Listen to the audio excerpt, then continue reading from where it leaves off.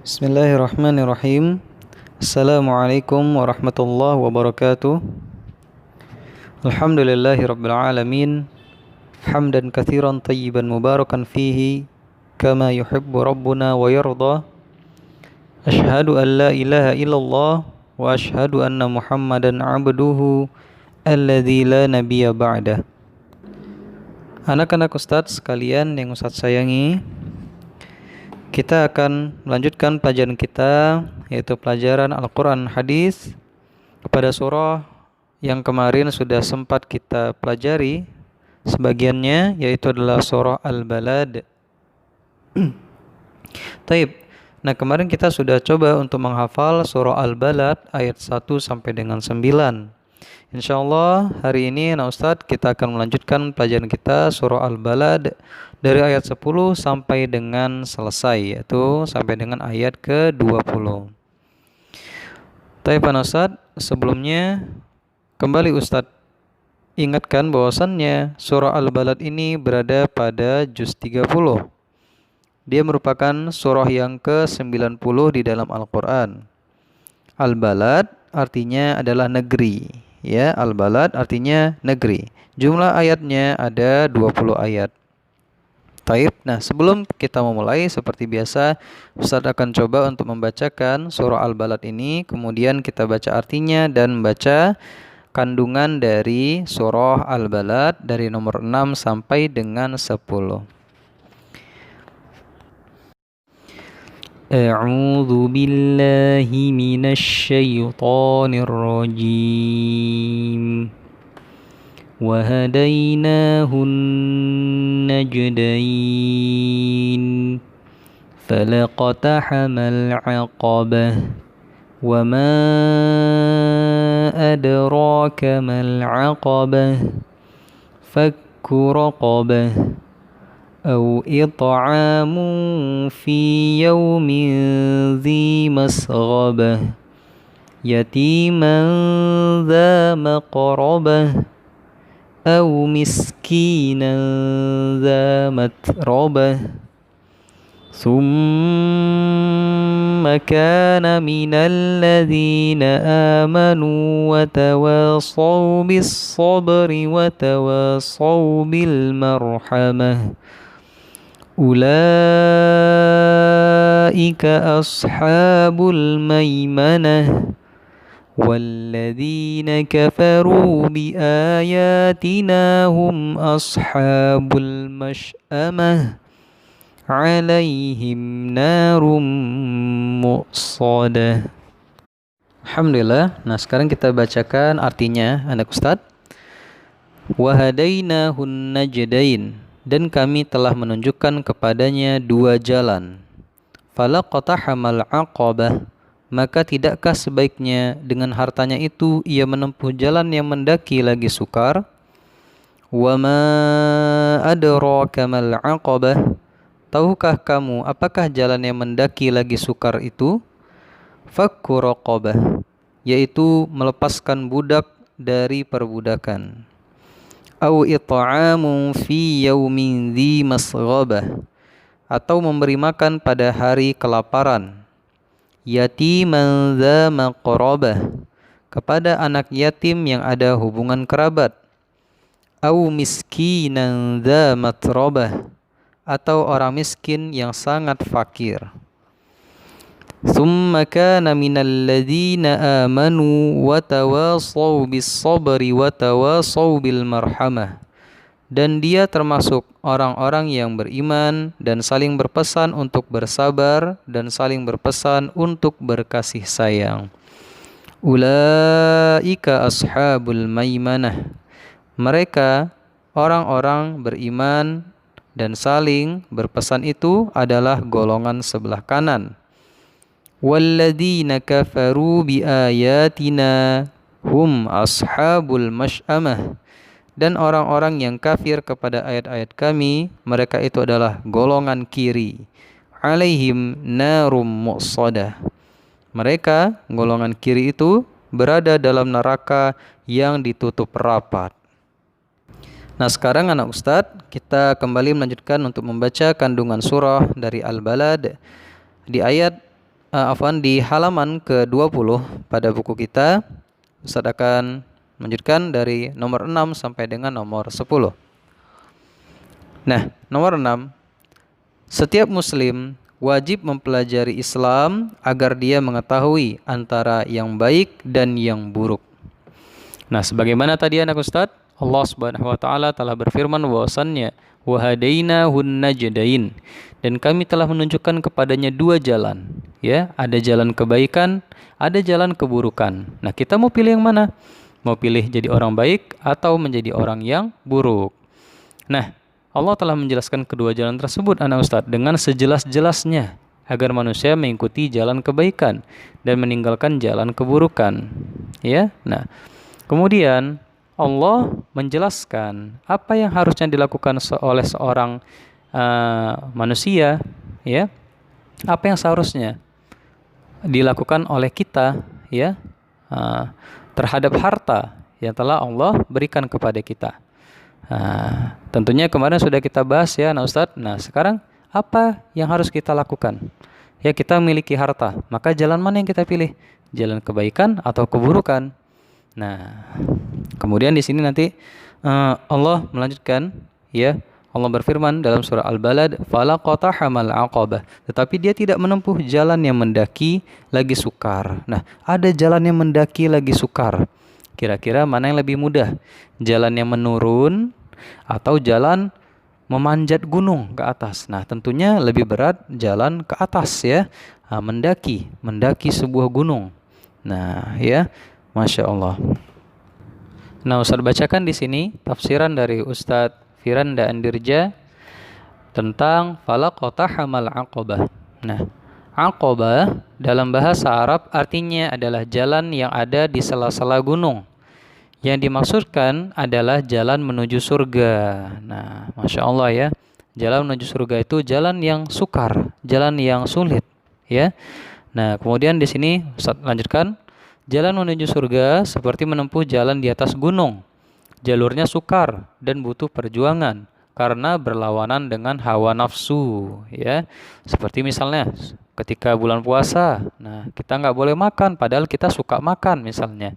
Misalnya anak Ustadz suka makan mie balap misalnya. Wah, pagi-pagi ada yang jual mie balap, pengen makan tapi nggak boleh. Nah, ya tentunya ini berlawanan dengan hawa nafsu. Wah, Masya Allah, ya.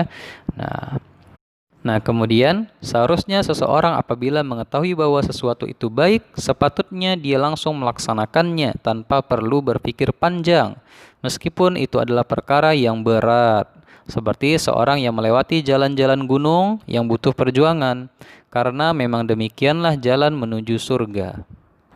Nah, kemudian juga arti aqabah yaitu adalah gunung di neraka. Nah, ya, jadi maksudnya adalah seseorang yang ingin selamat dari gunung di neraka ini, maka dia harus mendaki gunung neraka ini dan melewati gunung ini dengan cara melakukan amal-amal kebaikan selama di dunia. Contohnya apa? Membebaskan budak, memberi makan orang miskin, dan lain-lain, ya. Masya Allah, ya. Nah, kemudian wama adraka mal aqabah, dan tahukah kamu apakah jalan mendaki lagi sukar itu? Apa tadi jalan yang sukar itu? Jalan yang bagaimana? Nah, ternyata fakku raqabah, yaitu melepaskan perbudakan atau hamba sahaya. Nomor 7, berbuat baik kepada fakir miskin dan anak yatim dengan memberikan bantuan makanan atau yang lainnya. Nah, kita dianjurkan untuk berbuat baik kepada orang-orang yang miskin, kemudian anak-anak yang yatim yang sudah tidak punya orang tua lagi, ya. Nah, kita dianjurkan untuk berbuat baik kepada mereka. Nah, ya. Au it'amu fi yaumin dzi masghabah, atau memberi makan pada hari terjadi kelaparan, ya. Nah, di sini Ustaz bacakan, di antara jalan yang sulit tersebut adalah memberi makan pada hari kelaparan, di saat di mana-mana terjadi kelaparan, ya. Nah, pahala seorang yang bersedekah itu bertingkat-tingkat sesuai dengan kondisi orang yang disedekahi, ya. Anak Ustaz sedekah dengan orang kaya, dengan, ya, misalnya anak Ustaz memberi gorengan kepada orang kaya dengan memberi gorengan kepada orang miskin, pastinya beda pahalanya. Kenapa? Karena orang miskin dia jauh lebih membutuhkan, ya. Itu sangat bermanfaat bagi mereka, ya. Maka pahalanya lebih besar karena lebih besar manfaatnya, ya. Nah, pahala seorang yang bersedekah itu bertingkat-tingkat sesuai dengan kondisi orang yang disedekahi. Apabila kita memberi sedekah kepada orang yang sangat membutuhkan, maka pahalanya lebih besar, ya.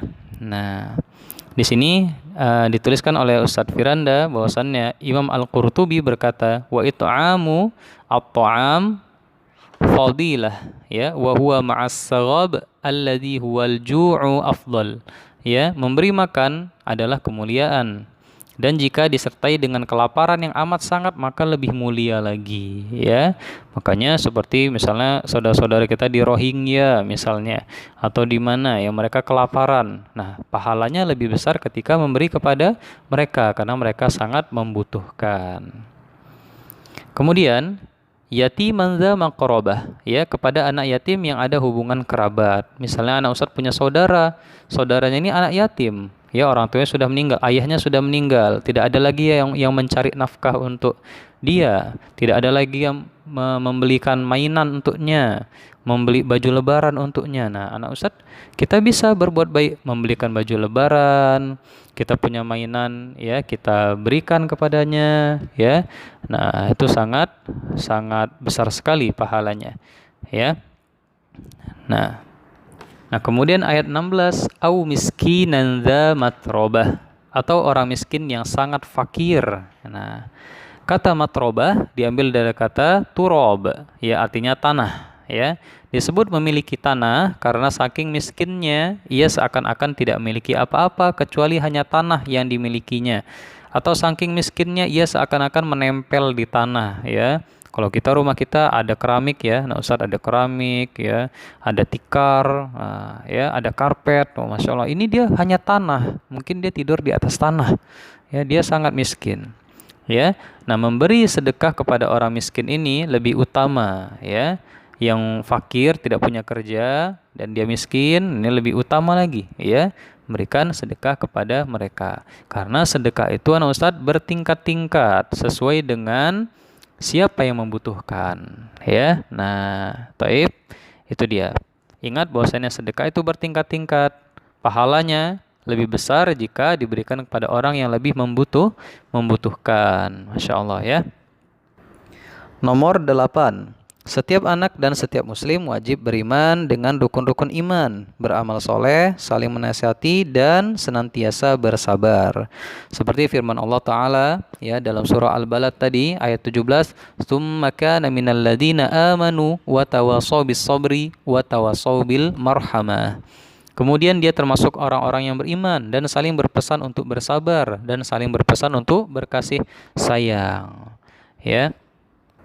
Nah, maka dari itu anak ustadz kita harus saling berkasih sayang, menyayangi, ya, anak ustadz sayang dengan temannya, tidak boleh diganggu, tidak boleh berkelahi, ya. Sebagaimana Nabi SAW bersabda, Ar-Rahimun yarhamuhumur Rahman, ya. Yarhamu man fil ardi yarhamkum man fis sama. Orang-orang yang penyayang niscaya akan disayang pula oleh Ar-Rahman, yaitu Allah Subhanahu wa taala. Maka sayangilah yang di atas muka bumi, niscaya yang di langit pun pasti akan menyayangi kalian. Hadis riwayat Tirmizi, ya, nomor 1924. Nomor 9, 4 sifat di atas akan menjadikan kita kelak masuk surga. Iya, apa aja tadi sifat di atas? 4 sifat di atas yaitu beriman, ya, kemudian beramal soleh, kemudian saling menasihati, kemudian senantiasa bersabar, ya. Saya ulangi, ya, beriman, amal soleh, kemudian menasehati, kemudian bersabar, ya.